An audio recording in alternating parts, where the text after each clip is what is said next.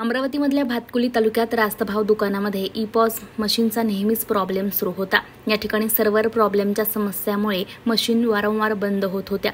तांत्रिक अडचणींमुळे धान्य वाटप आणि केवायसी करताना त्रास होत होता। दुकानदार संघटनेच्या वतीने ई-पॉस मशीन या तहसील कार्यालयात आता जमा करण्यात आलेले आहे।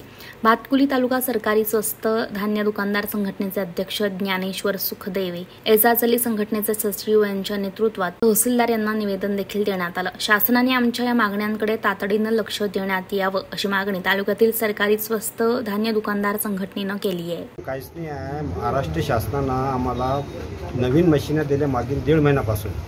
हे मशीन आणल्यानंतर आम्हाला वाटप करत असताना एवढा गावात त्रास होत आहे। अर्धा तास चालते, मग 2 तास बंद राहते, 15 मिनिटं चालते, मग बंद राहते। शासन म्हणते ई-केवायसी करा मोफतमध्ये आणि मोफतमध्ये लोकांना धान्य वाटा। आम्ही मोफतमध्ये सगळं करत असताना गावात कार्डधारकचा आमच्यावर भयंकर रोष आहे। पहिले म्हणते धान्य देऊन द्या, मग आमचे ठमके जा। आम्ही कामधंदे, शेतीचे कामधंदे सोडून फक्त मशीनकडे पाहत असतो।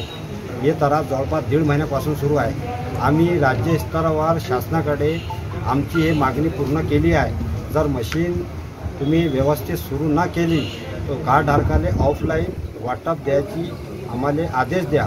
परंतु शासन आमची एकही मागणीकडे लक्ष देत नाही। फक्त शासन घोषणा करते, लाडकी बहीण, मोफतमध्ये धान्य आम्हाला गद्यासारखं वापरून राहील। आज आम्ही चिडून आमचे मशीना माननीय तहसीलदार साहेब भातकुली यांचे समक्ष जमा करून दिले आहे। जर आमच्या शासनानं मागण्या पूर्ण ना केल्यास आम्ही मशीना इथंच राहू देऊ। लोकांना सांगू कार्डधारकाने मागणी केली धान्याची, आपण स्वतः तहसीलदार साहेबकडे जा आणि धान्याची मागणी करा। शासन स्तरावर प्रशासन लोकांना कार्डधारकाला धान्य द्यायची काही ना काही व्यवस्था करील।